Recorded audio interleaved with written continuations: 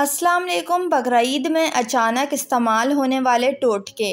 मज़ेदार बारबेक्यू बनाने के लिए इसमें मसाला ज़्यादा देर के लिए लगाकर रात भर के लिए मैरिनेट करें ताकि मसाला गोश्त के अंदर तक अच्छी तरह पहुंच जाए।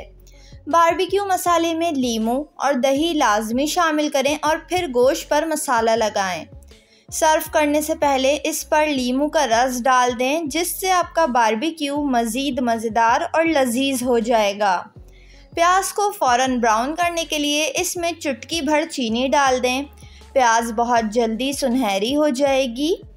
खाने में शाही जायका के लिए प्याज को फ्राई करते वक्त इसमें सिर्फ आधा चम्मच मक्खन डाल दें, फिर इसको भूनें। आप हर तरह के खाने को लाजवाब बना सकती हैं। दाल को तड़का लगाते वक्त ज़ीरा को ऑयल में भून लें और फिर इसमें चुटकी भर सौंफ डाल दें तो हर तरह की दाल का मज़ा दुबाला हो जाता है। सालन का तेल ऊपर ना आ रहा हो तो सालन को दम पर रखें या फिर इसमें बर्फ़ का एक छोटा सा टुकड़ा डाल दें। इस तरह चिकनाई फ़ौरन सालन के ऊपर आ जाएगी और सालन खूबसूरत लगेगा।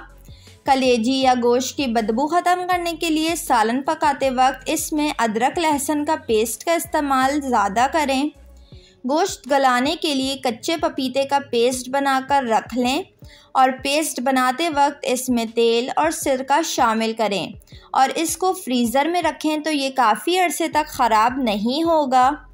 1 किलो गोश्त के लिए 1 से 1.5 चम्मच पपीते का पेस्ट काफ़ी रहेगा। बारबेक्यू के लिए टिप्स। बारबेक्यू के लिए ऐसी अंगीठी लें जो 2 से 3 इंच की ना हो, बल्कि इसकी गहराई कम से कम 7 से 8 इंच होनी चाहिए।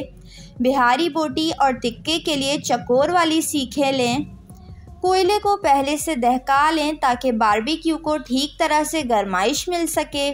कोयले को फौरी तौर पर दहकाने के लिए आप किसी पंखे की मदद ले सकते हैं।